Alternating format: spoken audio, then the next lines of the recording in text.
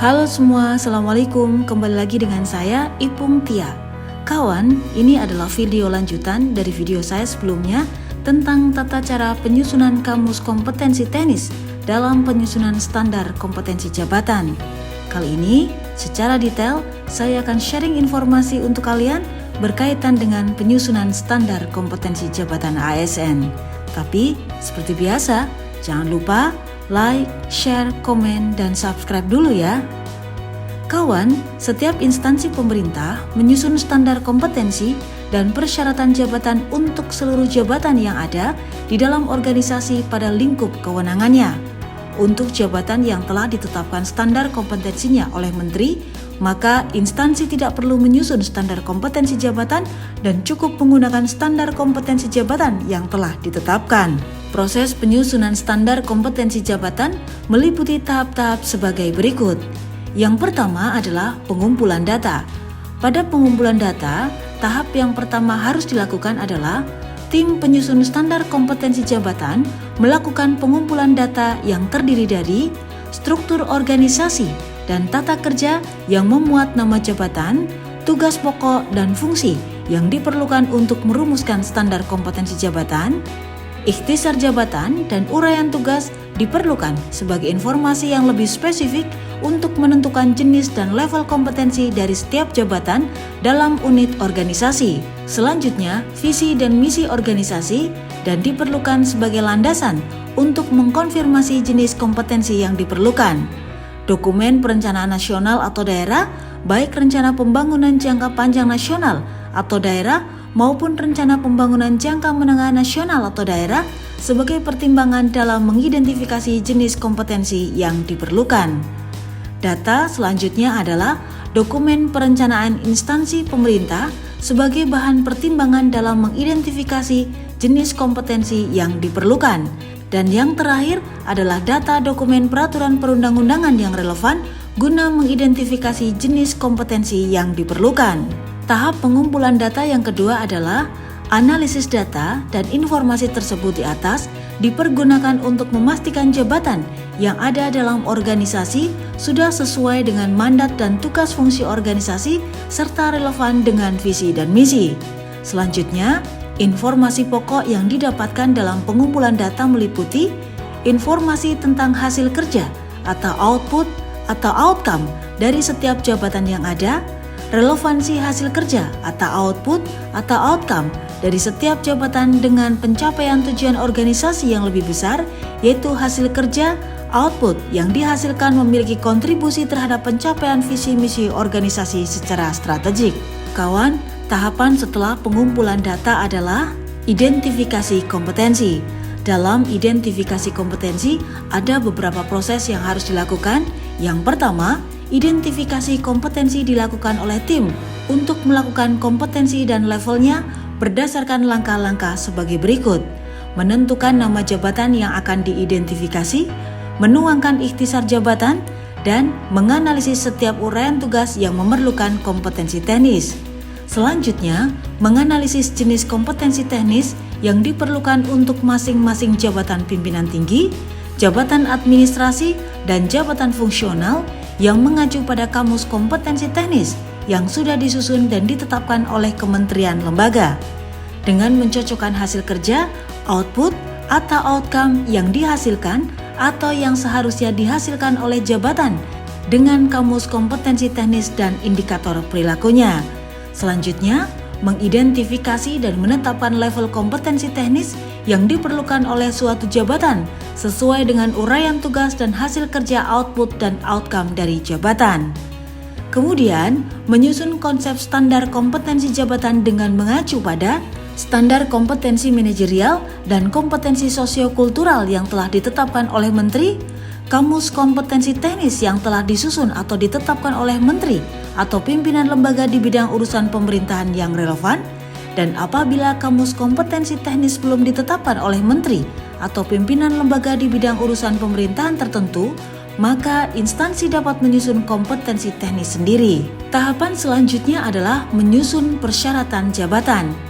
Kawan, persyaratan jabatan yang dicantumkan dalam standar kompetensi jabatan minimal berupa pangkat, kualifikasi pendidikan, jenis pelatihan, ukuran kinerja jabatan, dan pengalaman kerja. Selanjutnya, kualifikasi pendidikan. Kawan, persyaratan kualifikasi pendidikan dirumuskan dalam jenjang pendidikan terendah yang layak untuk menduduki jabatan atau kemampuan melakukan tugas jabatan dalam kondisi normal atau yang menggambarkan kemampuan pada umumnya. Perumusan jenjang kualifikasi pendidikan dilakukan dengan menganalisis relevansi atau keterkaitan langsung dengan kemampuan melaksanakan tugas dan atau untuk memiliki kompetensi dari suatu jabatan yang telah dirumuskan dan ditetapkan. Rumusan jenjang pendidikan berupa jenjang pendidikan minimal yang selayaknya dimiliki untuk mampu melaksanakan tugas secara optimal meliputi jenjang SMTA, SMK, D1, D2, D3, S1, D4, dan S2. Selanjutnya, bidang studi yang relevan dengan tugas teknis dan kompetensi teknis jabatan, misalnya SLTA, SMK Akuntansi. Untuk jabatan pengadministrasi keuangan atau sarjana, S1 Teknik Sipil, dan lain-lain untuk Kepala Dinas Bina Marga. Apabila bidang teknis dari satu jabatan bersifat multidisiplin ilmu, maka kualifikasi dirumuskan dalam beberapa bidang studi yang substansi yang ada dalam mata kuliah atau kurikulum atau bidang keilmuan yang memiliki relevansi atau keterkaitan langsung dengan uraian tugas, kompetensi teknis suatu jabatan yang telah dirumuskan atau ditetapkan. Sebagai contoh, jabatan Kepala Biro Kepegawaian membutuhkan kualifikasi tingkat pendidikan paling kurang sarjana S1 atau D4 dengan jurusan ilmu administrasi negara, ilmu ekonomi manajemen. Contoh yang kedua, jabatan sekretaris daerah membutuhkan kualifikasi tingkat pendidikan paling kurang sarjana S1 atau D4 dengan jurusan ilmu hukum, ilmu sosial, politik, atau ilmu ekonomi.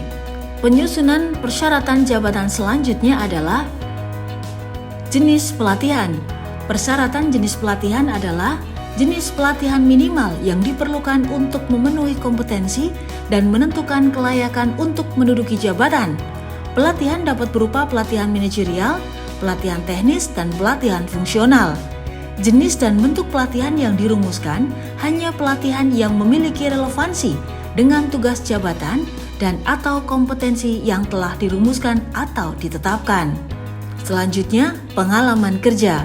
Pengalaman kerja dirumuskan dari pengalaman menduduki jabatan di bidang tugas atau urusan pemerintah yang memiliki relevansi langsung dan berkaitan erat dengan jabatan, baik dari aspek relevansi dan keterkaitan dengan tugas jabatan dan atau yang relevan dan memiliki keterkaitan dan kesamaan kompetensi jabatan yang dirumuskan. Suatu kompetensi dapat dimiliki melalui pengalaman menduduki jabatan tertentu dalam jangka waktu tertentu dengan kriteria yang baik, maka akan memperoleh kompetensi dan pengalaman sehingga layak untuk menduduki jabatan. Berkinerja baik merupakan salah satu indikasi yang bersangkutan telah memiliki suatu kompetensi. Selanjutnya adalah pangkat. Pangkat merupakan kedudukan yang menunjukkan tingkat jabatan berdasarkan tingkat kesulitan, tanggung jawab, dampak, dan persyaratan kualifikasi pekerjaan yang digunakan sebagai dasar penggajian sesuai ketentuan perundang-undangan. Perumusan pangkat dalam persyaratan jabatan disesuaikan dengan uraian tugas, tingkat kesulitan, dampak, dan tanggung jawab. Pada saat ini, pangkat yang digunakan adalah yang sesuai dengan Peraturan Pemerintah Nomor 7 Tahun 1977 tentang Peraturan Gaji PNS dengan pangkat dari juru, penata, pengatur, dan pembina dengan golongan ruang dari 1A sampai 4E. Apabila sistem kepangkatan yang digunakan untuk penggajian mengalami perubahan, maka perumusan pangkat menyesuaikan dengan peraturan perundang-undangan terkait. Yang selanjutnya adalah ukuran kinerja jabatan. Ukuran kinerja jabatan dirumuskan dalam bentuk kuantitas dari produk atau hasil kerja, kualitas dari produk hasil kerja, waktu menyelesaikan produk hasil kerja, dan atau biaya yang dibutuhkan untuk menghasilkan output hasil kerja atau outcome. Jenis ukuran disesuaikan dengan tingkat pentingnya ukuran tersebut terhadap tugas atau peran jabatan tersebut dalam organisasi. Sebagai contoh, Untuk jabatan administrasi, ukuran kinerjanya adalah jumlah dokumen, laporan, dan lain-lain.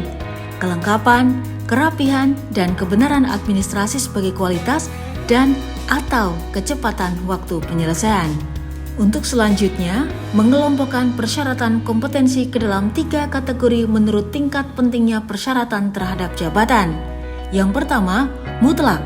Artinya, persyaratan jabatan ini mutlak harus dimiliki oleh pemangku jabatan dan apabila tidak dimiliki, maka bersangkutan tidak akan mampu melaksanakan tugas jabatan secara optimal.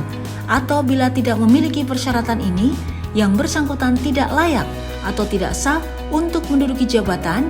Penentuan suatu persyaratan dikategorikan mutlak apabila dipersyaratkan sesuai peraturan perundang-undangan. Sebagai contoh, apabila diklat pimpinan dipersyaratkan untuk menduduki suatu jabatan dalam peraturan perundang-undangan, maka diklat pimpinan masuk kategori mutlak. Diklat legal drafting bagi perancang peraturan perundang-undangan masuk kategori mutlak. Diklat analisis jabatan bagi jabatan kepala subbagian anjab adalah mutlak. Selanjutnya, penting. Artinya, persyaratan jabatan ini memiliki peran dan kontribusi yang sangat penting untuk mendukung optimalisasi kinerja suatu jabatan. Dimilikinya persyaratan ini akan berkontribusi untuk mencapai kinerja yang unggul. Kekurangan pada kompetensi ini menjadikan kinerja kurang optimal, namun masih dapat dikatakan layak. Sebagai contoh, diklat analisis jabatan sangat penting bagi analis kepegawaian dan analis organisasi. Yang selanjutnya adalah perlu. Artinya, kompetensi ini berperan dan berkontribusi penting sebagai penunjang untuk mencapai kinerja suatu jabatan yang lebih optimal. Kekurangan atau ketiadaan kompetensi ini menyebabkan kinerja jabatan tidak optimal dan keberadaan kompetensi ini akan memberikan nilai tambah untuk mencapai kinerja yang unggul. Kawan, selanjutnya konsep standar kompetensi dan persyaratan jabatan dirumuskan dalam format sebagai berikut.